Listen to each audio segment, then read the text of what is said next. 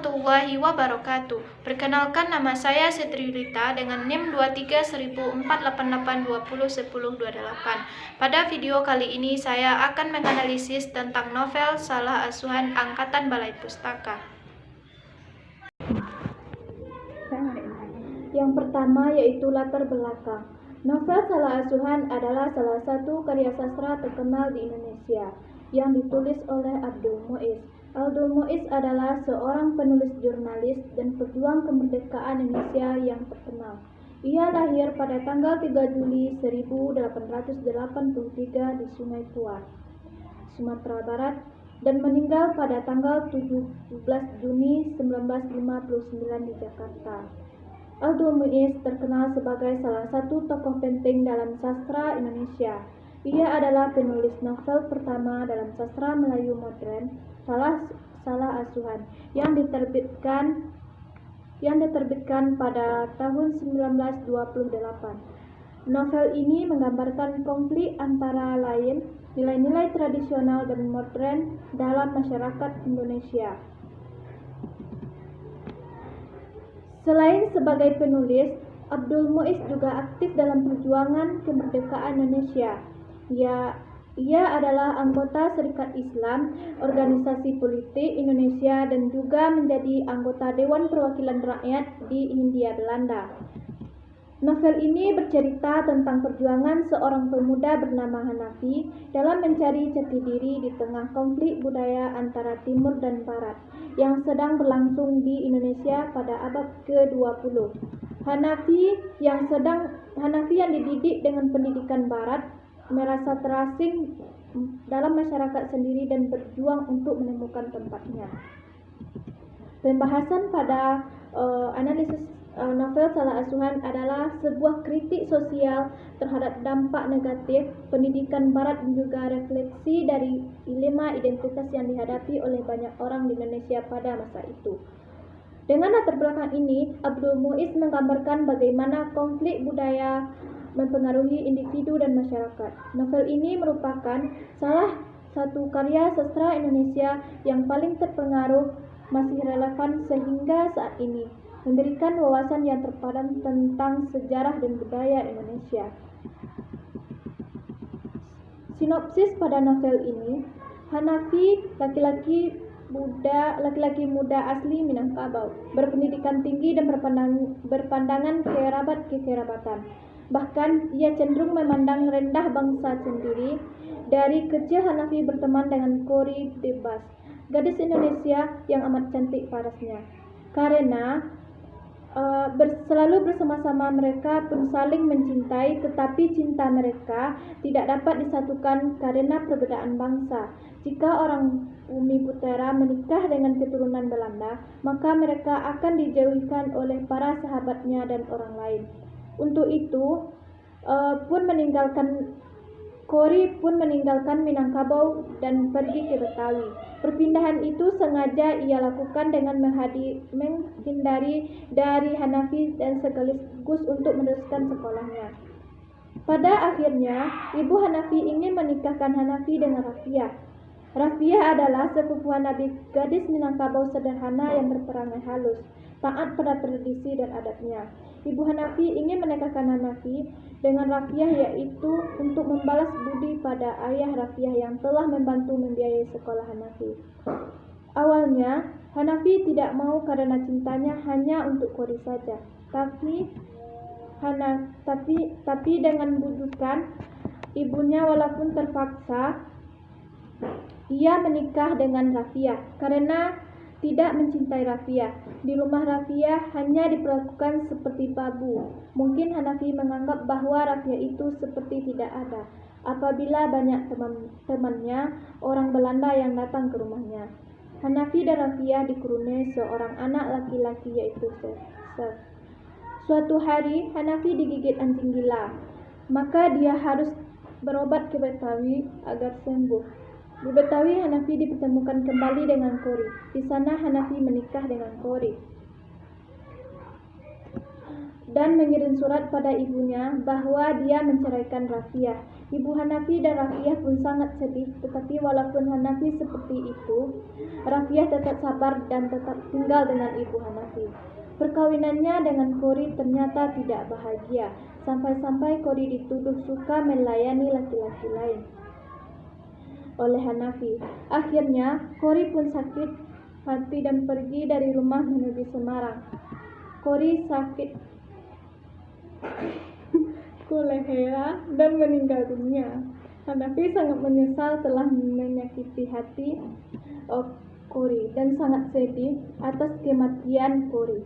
Hanafi pun pulang kembali ke kampung halamannya dan menemui ibunya. Di sana Hanafi hanya diam saja, seakan-akan Hanafi hidupnya sudah tidak ada artinya lagi. Hanafi sakit kata dokter. Ia minum suplimat racun untuk mengakhiri hidupnya dan akhirnya dia meninggal dunia. Analisis pada novel Salah Asuhan yaitu 1.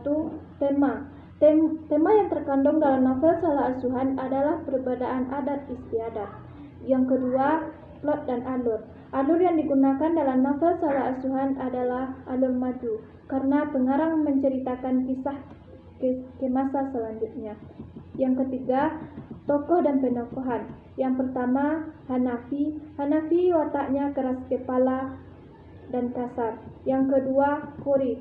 Wataknya baik dan mudah bergaul. Yang ketiga, Rafiah. Rafiah wataknya sabar dan baik. Yang keempat, Ibu Hanafi. Ibu Hanafi wataknya sabar dan baik juga. Dan 5, Tuan Dubas. Wataknya tegas. Yang keenam, Si Buyung, wataknya penurut. Yang ketujuh, Safi, wataknya pemberani. Yang keempat yaitu latar. Yang latar yaitu latar tempat, latar lapangan tenis, tempat bermain teknis yang dilindungi oleh pohon-pohon kelapa di sekitar masih sunyi yaitu Minangkabau. Yang kedua, Betawi. Dari kecil Hanafi sudah disekolahkan di Betawi. Sekarang kita ambil Jalan Gunung Sari, Jembatan Merah, Jakarta Qori. Yang ketiga, Semarang. Pada keesokan hari, Hanafi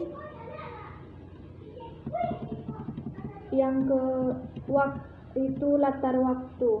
Waktu sore hari, siang hari, malam hari, dan latar sosial. Latar sosial pada novel Salah Asuhan karya Abdul Muiz menggambarkan kehidupan masyarakat pribumi di masa penjajahan Belanda.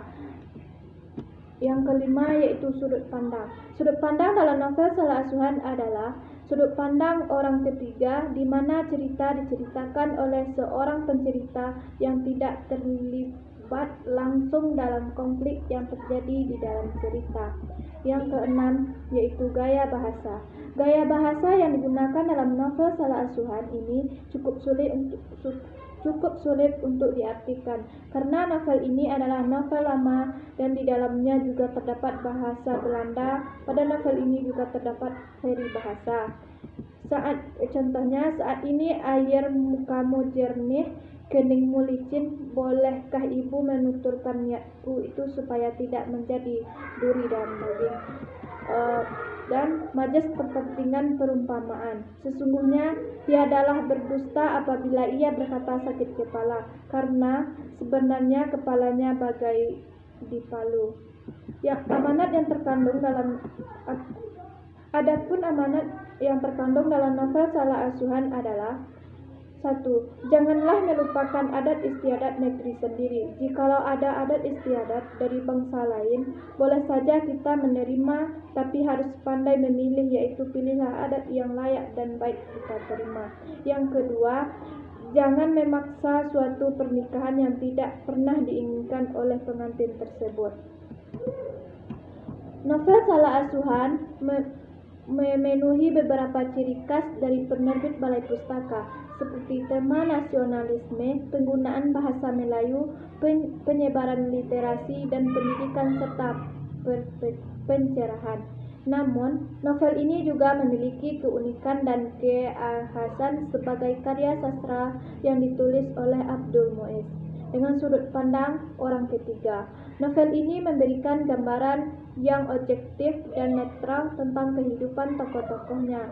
Novel Salah Asuhan adalah salah satu karya sastra Indonesia yang terkenal dan terus dikenang hingga pada saat ini. Novel Salah Asuhan adalah sebuah karya sastra Indonesia yang memiliki tempat istimewa dalam sejarah sastra tanah air.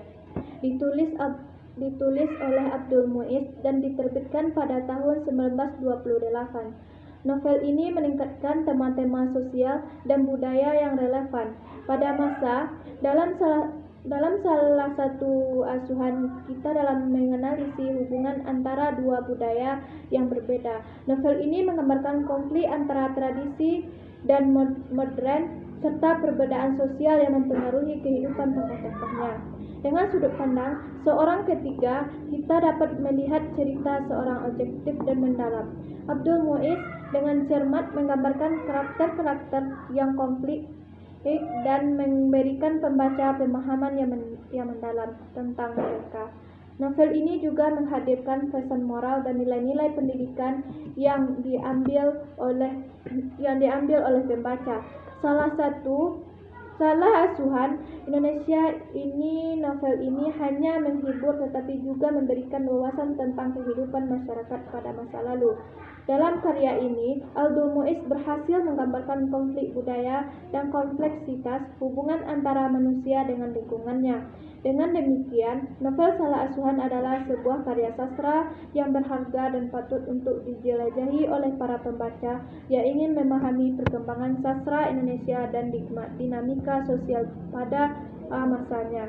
Sekian, terima kasih. Assalamualaikum warahmatullahi wabarakatuh.